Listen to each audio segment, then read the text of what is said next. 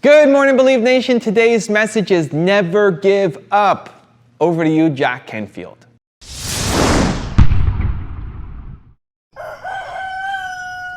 I wake up every morning.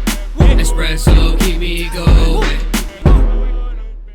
Practice faithful persistence. It means never, ever, ever give up. Chicken Soup for the Soul was rejected by 144 publishers. 144 publishers said, we don't want to publish a collection of short stories.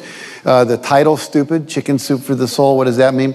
People don't buy collections of short stories. There's never been, successful chain of doing that. So literally, we spent 14 months trying to find a publisher.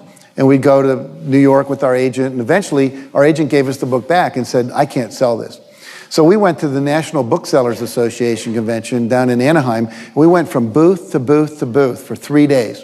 And there were 4,000 publishers represented there. And we go, would you publish our book? Would you publish our book? Would you publish our book? And we got no, no, no, no, no. It was late on the third day that a little publisher from Florida, after we'd gotten over 144 rejections, said, we'll read it. And then they said, we said, well, how many copies do you think we'll sell? After they said, yeah, we'll buy it. A couple weeks later, they said, we'll publish it. And they said, well, maybe 20,000 if we're lucky. And we said, our goal is to sell 1.5 million in a year and a half. Now, have you ever told someone your dream and had them laugh out loud at you? He laughed out loud. Now, if we had given up after 100 publishers had said no, I wouldn't be standing here today. Wouldn't have happened. And so you've got to be willing to persevere. Because we didn't take no. See, when the world says no, you say next. Let's practice that. If I say no, you say? Yes. Absolutely. There's only 5 or 6 billion people out there you can go and ask, right? There's over 4,000 publishers just here in the state of California. So what we have is this endless possibility, but you have to persevere. It's as if the universe tests our commitment.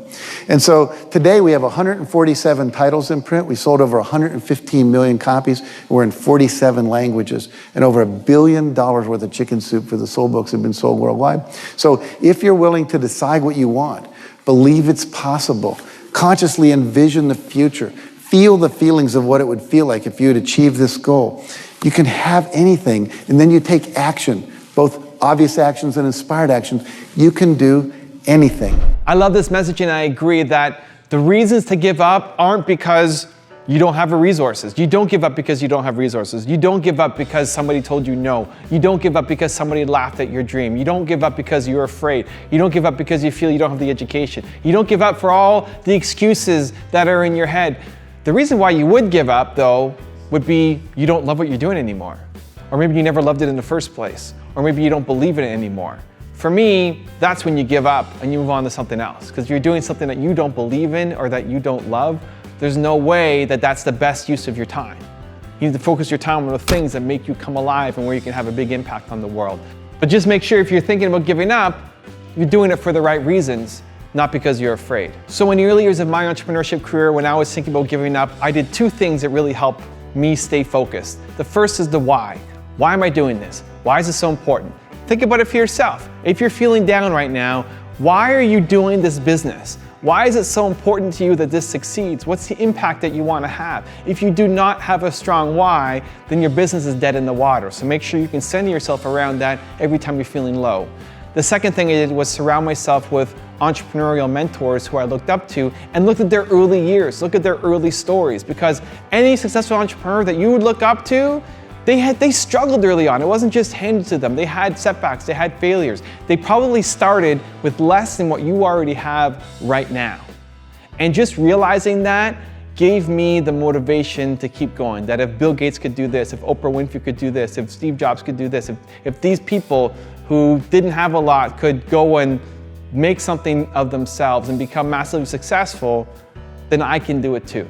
So remembering the why and focusing on success stories that fill you with motivation on a daily basis, I found helped me stay motivated. But it's got to be something that you still believe in and don't give up because you're afraid.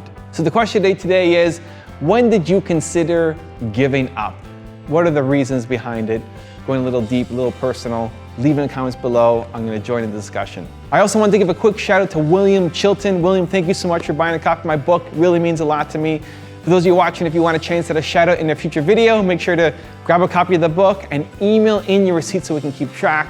Thank you guys so much for watching. Have an amazing day. Continue to believe, or whatever your one word is, and I'll see you again tomorrow morning for another shot of espresso. I wake up every morning. Espresso, keep me going.